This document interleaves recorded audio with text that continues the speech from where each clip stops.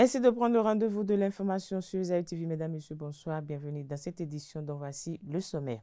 Une délégation du personnel de l'École supérieure d'administration, d'économie, de journalisme et des métiers de l'audiovisuel ESAE s'est rendue au domicile du directeur des études Athanas Toudonou, dont l'épouse est passée de vie à trépas dans la matinée du 12 septembre dernier pour lui présenter les condoléances.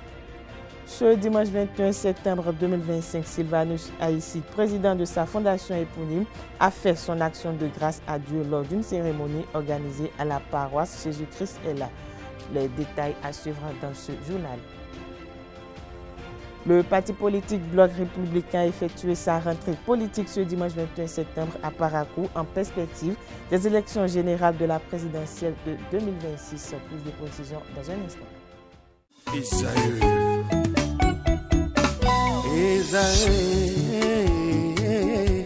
Vous recherchez une école de référence pour une double formation universitaire et professionnelle de qualité? Voici l'opportunité à ne pas rater. L'École supérieure d'administration, d'économie, de journalisme et des métiers de l'audiovisuel ESAE vous offre des programmes d'enseignement en licence et en master orientés vers l'emploi qui font d'elle une référence à travers les filières de l'administration générale et territoriale, l'administration du travail et de la sécurité sociale, droit, diplomatie et relations internationales, administration hospitalière, universitaire et intendance, journalisme et métiers de l'audiovisuel et toutes les filières des sciences de gestion. Une seule adresse, www.esae.bj. Rendez-vous dès maintenant sur nos campus ESAE Bedjromende au numéro 90 93 65 21 ou au numéro 98 98 14 00. Parakou sur le numéro 52 46 12 12. Aboumé-Calavi au numéro 52 88 44 44. Akpata au numéro 52 88 33 33. ESAE, l'excellence à un nom.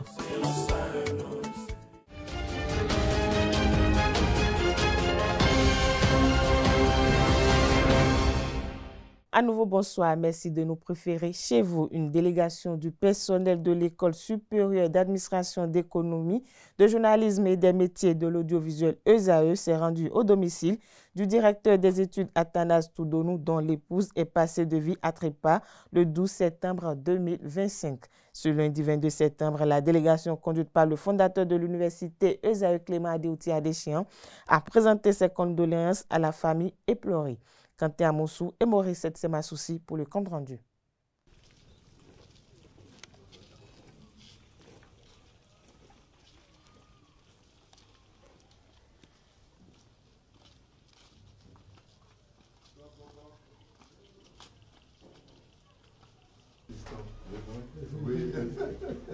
C'est dans cette ambiance que le personnel de l'École supérieure d'administration, d'économie, de journalisme et des métiers de l'audiovisuel ESAE a présenté ses condoléances au directeur en charge des études Athanas Toudonou après le décès de son épouse Eugénie Beyrenou, survenu le 12 septembre dernier des suites d'une longue maladie. Une délégation conduite par le fondateur de l'université ESAE, Clément Adéouti Adéchian, qui réaffirme son soutien au DE. Vous donnez à l'institution Koyram, c'est votre famille, deuxième famille, en dehors de votre maison, vous êtes dedans. Et quand pareil événement malheureux arrive, on est obligé de faire ce qu'on doit faire d'abord, venir présenter des condoléances à la mémoire de votre chère et tendre épouse qui vient de vous quitter. Et à ce titre qu'en conduisant cette délégation, il vient transmettre officiellement les condoléances et plus attristés du groupe ESAE, et pour vous dire que nous sommes ensemble avec vous. Et dans cet événement, nous sommes de cœur avec vous. Nous partageons vos douleurs, nous partageons vos peines, et nous allons traverser ce moment ensemble, comme on le fait dans une famille organisée et unie. À la suite du fondé, je présente nos condoléances les plus attristées au DE qui se donne corps et âme pour ESAE. Et donc, à ce moment malheureux, il est de bon ton qu'une délégation assez forte arrive et présente et le soutenir dans ces moments difficiles. Nous sommes venus vous présenter nos vives condoléances et vous soutenir et vous dire que nous sommes toujours à vos côtés. On est venu, comme l'exige la tradition, vous présenter nos vives condoléances et comme l'a dit le fondé, vous rappeler, parce que c'est de facto que nous sommes derrière vous et nous allons vous accompagner et nous soutenir pour que vous ne vous sentiez pas isolé tout au long de cette épreuve. Un moment empreint d'émotion au cours duquel le mari de la défunte a exprimé sa gratitude envers la délégation. Je remercie vraiment le fondé. Et à travers le fondé, chacun d'entre vous ici présents, ceux qui ne sont pas arrivés, je les remercie tous pour ce soutien. Je reprends d'aplomb pour aller plus loin. C'est également l'occasion pour le directeur des études de narrer les circonstances du décès de son épouse et de présenter le programme funéraire. L'événement s'est produit, ça fait 10 jours, 11 jours au CNHU. C'était la dernière fois qu'elle devait aller là-bas. Voilà. Elle a été, comme l'a dit le fondé, malade très longtemps. Évidemment, quand ça ne finit pas, c'est ce qui termine tout. L'enterrement se fera le 25 octobre à Calavi, à Djagbo. Et nous ferons la messe d'enterrement à Trinité, à Votrou, ici. Donc il y aura deux veillées de prière, dont la dernière sera ici, le vendredi, où le corps sera là. Ainsi se présente le programme des obsèques de Eugénie Baïrenou. La délégation prend rendez-vous le 25 octobre pour la messe d'enterrement. Je l'annonçais à l'entame de cette édition, les leaders et militants du Parti Bloc républicain ont tenu ce dimanche 21 septembre 2025 leur entrée politique dans la cité des Koubourou.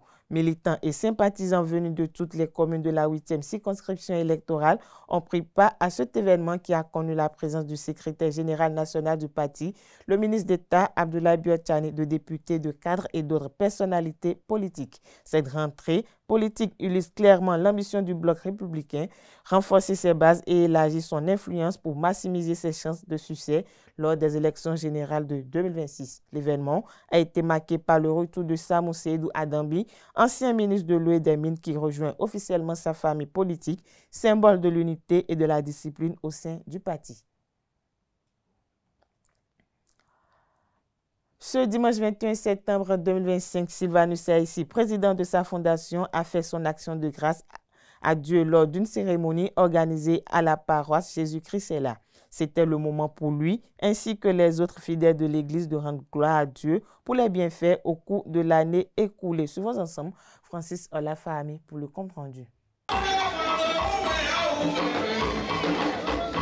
Rendre grâce à Dieu pour ses bienfaits, c'est l'exercice auquel s'adonne Sylvanus Haïssi, président de la Fondation Sylvanus Haïssi et président de l'Église céleste Jésus-Christ est là. Un moment de communion et d'adoration. Habituellement, c'était les ventes de charité que nous faisons chaque année. Mais depuis 3 ans, le chargé a reçu un message de ce soir la vente de charité et de faire pendant 3 ans les actions de grâce. Donc c'est notre 3e année d'action de grâce.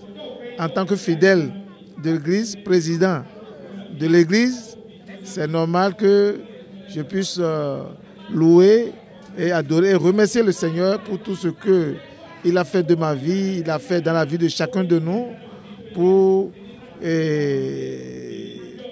l'Église. À l'édition 2025, tout comme aux précédentes éditions, cette paroisse a su compter sur le concours du président de la Fondation Sylvanus Haïssi. Nous devions rendre grâce à Dieu et nous avons vraiment le soutien toujours de notre président Sylvanus qui nous soutient depuis le début. C'était difficile, on a eu des moments chauds, mais franchement avec le soutien de Dieu, de l'Éternel, et bien évidemment de notre président Sylvanus, on a pu célébrer ce culte. La cérémonie d'action de grâce de ce dimanche constitue non seulement une occasion de renforcement de la foi en Dieu et une expression de la gratitude collective, mais représente également le lieu de l'obtention de bénédictions supplémentaires. Quand vous venez louer le Seigneur, vous faites l'action de grâce, vous partez toujours avec des bénédictions. Si vous venez ici avec des problèmes, vous avez des problèmes particuliers, vous ne partez pas avec des problèmes. Donc lorsque vous louez le Seigneur, vous faites l'action de grâce, attendez-vous à un retour, à une récompense. C'est ça surtout qui nous donne la joie, parce que nous pensons déjà que nos problèmes ont eu de solutions. Dieu a écouté nos prières. Il a accepté notre action de grâce. Les représentants de la paroisse voient en Sylvanus Aïssi l'image d'un fidèle qui contribue à la cause de la congrégation. Ce n'est pas évident d'avoir des personnes du genre dans l'église, parce qu'à des moments donnés, c'est difficile de pouvoir gérer déjà son quotidien, de pouvoir gérer, je vais dire, sa présence professionnelle, et après, de pouvoir gérer après ce qui est l'œuvre de Dieu, notamment celle de la paroisse de Jésus-Christ est là. Donc aujourd'hui, on a eu des soutiens, je vais dire, de tout ordre. La célébration de la messe d'action de grâce dans cette église céleste s'inscrit dans la tradition depuis quelques années déjà. Chaque année, des fidèles venus de plusieurs contrées se réunissent ici pour rendre gloire à Dieu. Le Bénin a dévoilé ce dimanche 21 septembre 2025 sa nouvelle identité visuelle marquant une étape clé avec la valorisation de son image sur la scène internationale. Avec le slogan « Bénin, un monde de splendeur », la nation entend projeter une image moderne, fédératrice et ambitieuse tournée à la fois vers ses racines et vers l'avenir. Suivons ensemble cette capsule vidéo pour plus de précision.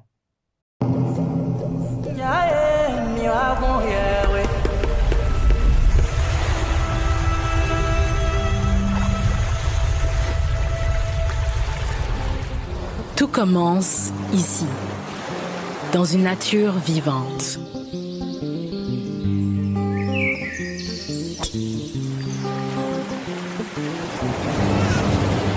Sacrée, puissante et indomptée.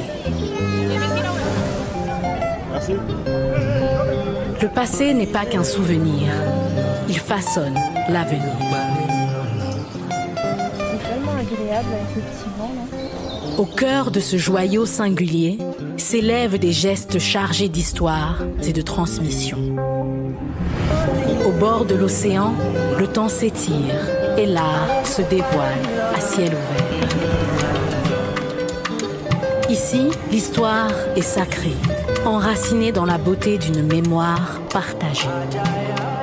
Notre héritage éclaire le chemin de demain.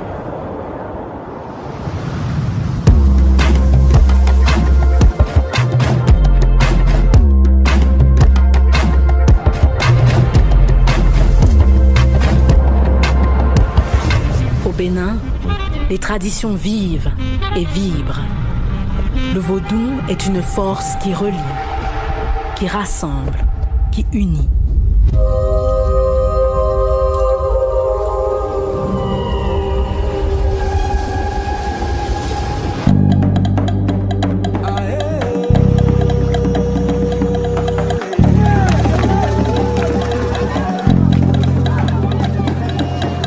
Cette terre a une âme, elle touche chaque cœur, elle révèle une force enfouie en chacun. Le Bénin, terre de mémoire et d'avenir, vous ouvre ses portes. Bienvenue au Bénin, un monde de splendeur.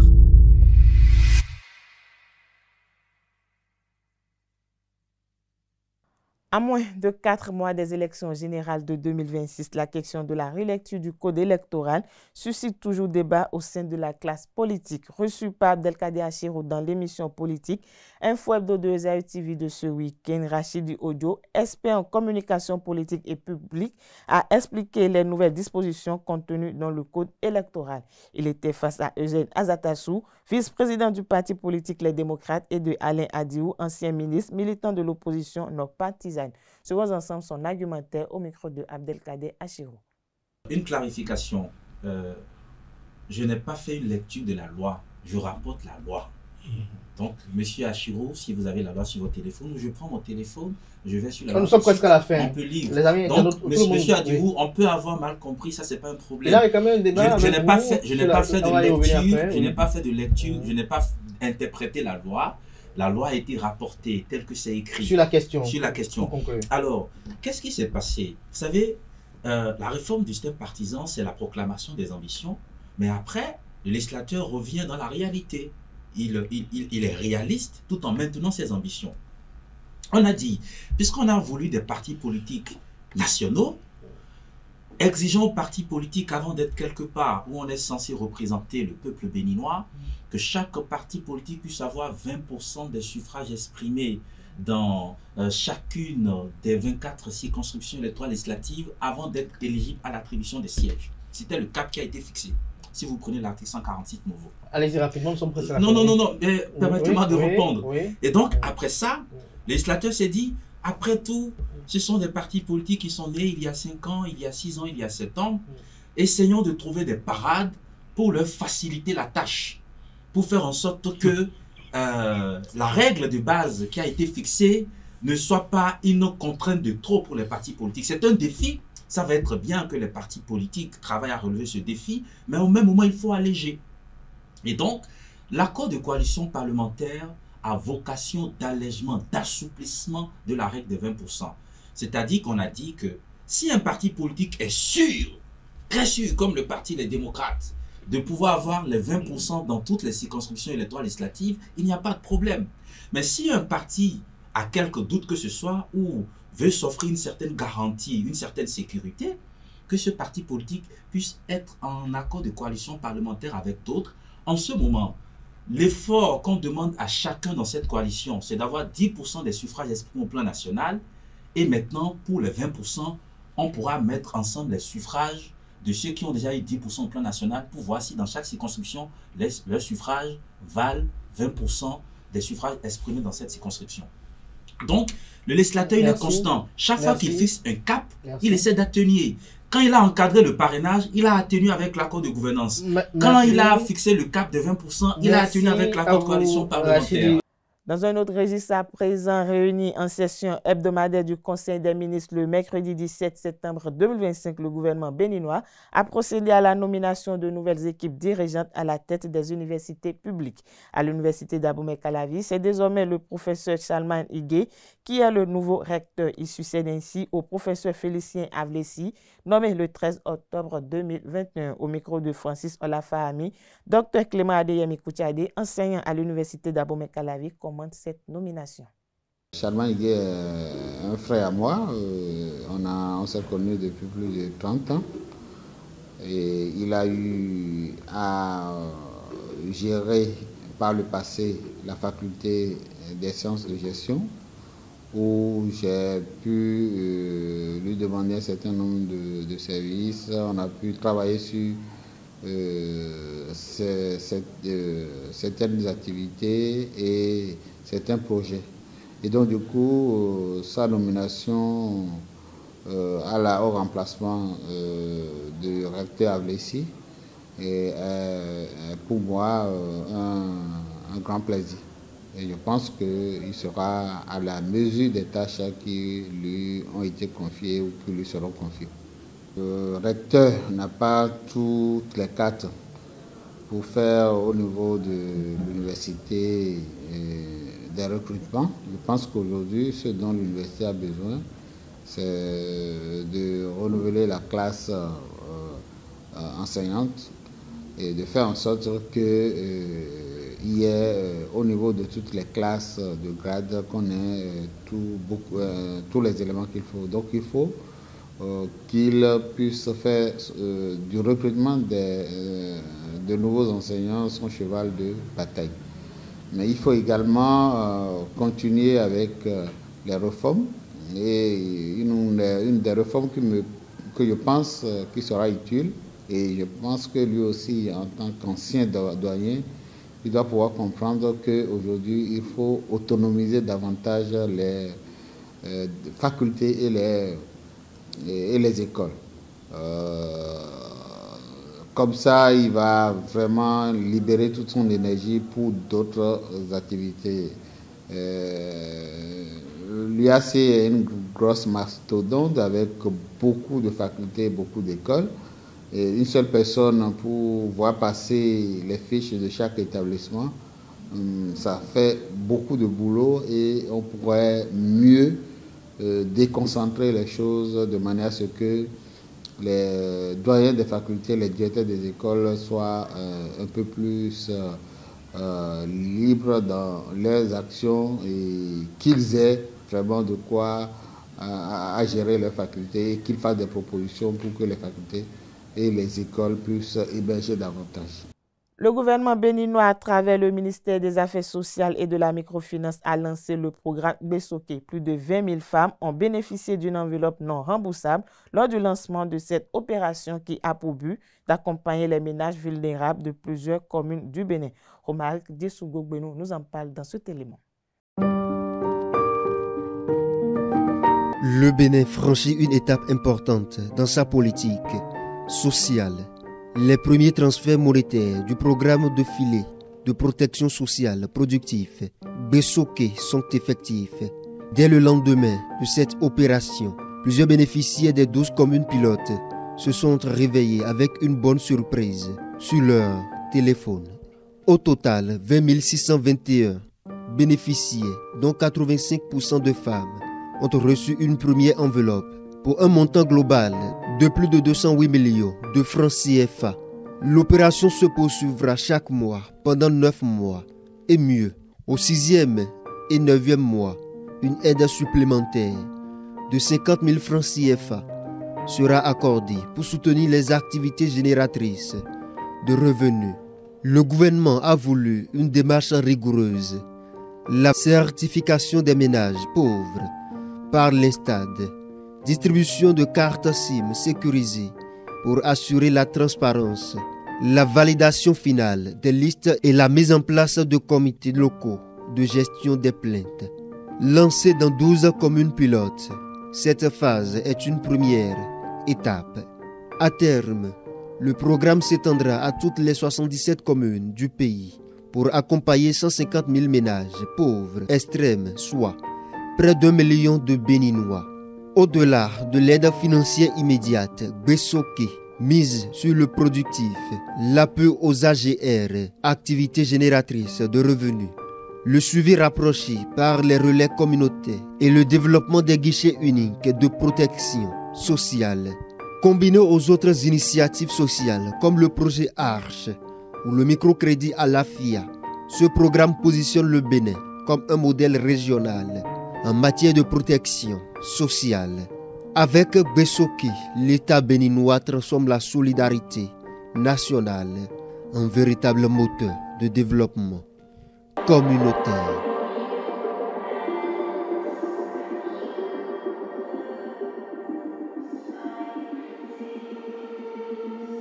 La page internationale de ce lundi 22 septembre 2025 est une compilation informative des actualités en République démocratique du Congo, en France, en Israël, aux Philippines et aux États-Unis. Une réalisation de Elisabeth Iladia. En République démocratique du Congo, l'Assemblée nationale connaît ce lundi 22 septembre 2025 un moment décisif avec la remise en cause de son président Vital Kamerhe. Accusé de gestion opaque et de freiner le contrôle parlementaire, il fait face à plusieurs pétitions déposées par des députés mécontents, visant également 4 membres de son bureau. Le vote à bulletin secret, prévu dans la journée, décidera de son maintien ou de son départ, une décision qui pourrait redessiner l'équilibre politique au sein de l'institution. Cette situation illustre les tensions persistantes au cœur du pouvoir congolais et pose la question de la stabilité de la majorité présidentielle. En France, plusieurs maires ont choisi le dimanche 21 septembre 2025 d'aborer le drapeau palestinien sur le fronton de leur mairie, malgré les consignes strictes du ministère de l'Intérieur rappelant la neutralité des collectivités locales. Ce geste symbolique accompagne l'annonce imminente d'Emmanuel Macron devant l'ONU sur la reconnaissance officielle de l'État de Palestine. Si certains élus saluent une décision historique qui répond aux aspirations d'une large partie de la communauté internationale, d'autres critiquent une instrumentalisation politique qui fragilise le principe de laïcité et d'impartialité de l'État. Ce débat révèle une fracture profonde au sein de la société française autour de la diplomatie et des valeurs républicaines. Au Moyen-Orient, le Premier ministre israélien Benjamin Netanyahou a déclaré le dimanche 21 septembre 2025 qu'aucun État palestinien ne verra le jour à l'ouest du Jourdain. Cette déclaration survient en réaction à la reconnaissance récente de l'État palestinien par le Royaume-Uni, le Canada et l'Australie, à laquelle d'autres pays européens s'apprêtent à se joindre. Netanyahou a parallèlement annoncé une intensification de la colonisation en Cisjordanie, soutenue par plusieurs membres de son gouvernement qui réclament même une annexion immédiate. Face à cette fermeté, l'autorité palestinienne a salué une victoire diplomatique et morale, estimant que ces reconnaissances internationales renforcent la légitimité de sa cause et marquent un pas vers une paix durable malgré le rejet catégorique d'Israël. Aux Philippines, une journée de mobilisation anticorruption a dégénéré le dimanche 21 septembre 2025 dans la capitale Manille avec plus de 200 arrestations, dont 88 mineurs. La police a eu recours à des canons à eau et à des sirènes assourdissantes face à des jeunes manifestants qui lançaient des pierres. Derrière ces affrontements, un vaste scandale éclabousse les institutions. De faux projets d'infrastructures anti-inondation auraient détourné l'équivalent de 1,7 milliard d'euros entre 2023 et 2025. La colère populaire survient alors qu'un super typhon, Ragaza, frappe le pays, forçant plus de 10 000 personnes à se réfugier dans des centres d'évacuation.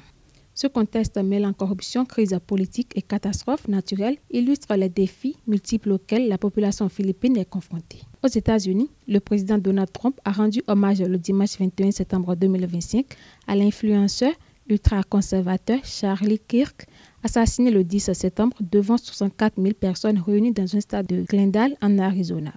Cette cérémonie de plus de 5 heures, mêlant ferveur religieuse et hommage patriotique, a été l'occasion pour Trump et des figures conservatrices de saluer le militant comme un géant de sa génération. Erika Kirk, la veuve, a appelé au pardon envers le meurtrier, tandis que les proches de Trump ont souligné la mobilisation politique que cet événement pourrait générer dans la droite américaine. L'hommage met en lumière les profondes divisions politiques et sociales aux États-Unis et l'usage politique d'événements tragiques pour mobiliser des bases électorales. Ces événements survenus entre le 20 et le 22 septembre 2025 mettent en évidence un monde en tension confronté à des crises politiques, diplomatiques et sociales. En RDC, la stabilité institutionnelle est remise en cause.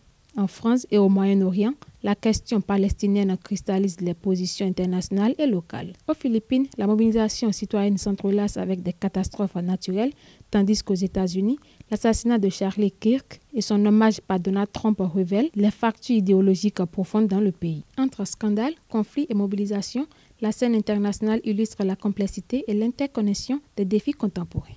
Sport dans cette édition pour boucler, Coton Football Club a fait match nul et vieille ce dimanche 21 septembre 2025 contre le club libérien de Blackman Warrior au premier tour préliminaire de la Coupe de la Confédération CAF 2025-2026 à Monrovia. Retour sur les moments forts de la rencontre.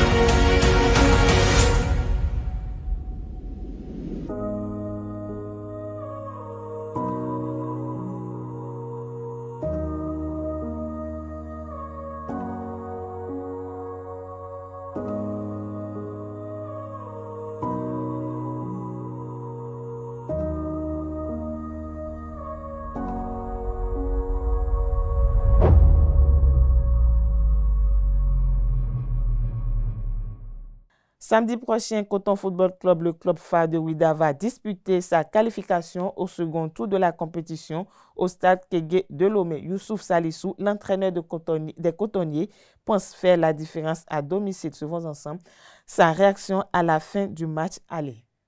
Very difficult match because it's our first match of the new season, competitive. So it's always difficult, but I worked so hard. Wanted to win, but we didn't win. So, but it was a good match for both teams. It's very important that we didn't lose the game. At least we had a point. So now we go back home with more confidence. Comme je l'ai dit, tout se passe à la tête. C'est vrai, le match fut difficile, mais ce fut un très bon match. Nous avons voulu gagner, mais nous n'avons pas gagné, mais nous n'avons pas perdu non plus. Au moins, nous avons fait un match nul à l'étranger. Cela nous permet aussi de rentrer très confiants et d'avoir le mental fort. À Lomé, à coup sûr, nous allons gagner. And see that the team did do better in the group stage. Yeah, you know, in football, things can happen this way. You know, our national team play all our game in Côte d'Ivoire, and they are still winning. And they're winning. So it's the mindset. We play in Togo and work very hard to win. We know it's going to be difficult because in this competition, we respect everything that is in the tournament. So we work very hard to see how we beat them in Togo. Dernière information pour boucler, Adidja HBC et Flowers CNSS sont les nouveaux champions du Bénin au terme de la saison 2024-2025. Lancé le 14 septembre dernier, les rideaux des playoffs de la Move Africa League Pro 1, dernière phase du championnat, sont tombés ce dimanche 21 septembre 2025, marquant ainsi l'épilogue de la saison. Les deux finales ont tenu toutes leurs promesses avec diverses prestations chez les dames. Flowers ont été intraitables face à l'Aspac. Elles remportent la finale 28 contre 23, soit 9 buts de plus que l'adversaire. Du côté des hommes, les oppositions Flowers Adidja ont encore tenu la promesse des pronostics. Les deux formations se sont tenues au coude à coude, 29 partout jusqu'à la fin du temps réglementaire. Après deux prolongations, ce sont les militaires de Adidja qui l'emportent 33-32. Voilà, c'est sur cette information que prend fin cette édition. Merci pour votre attention. Agréable soirée à tous.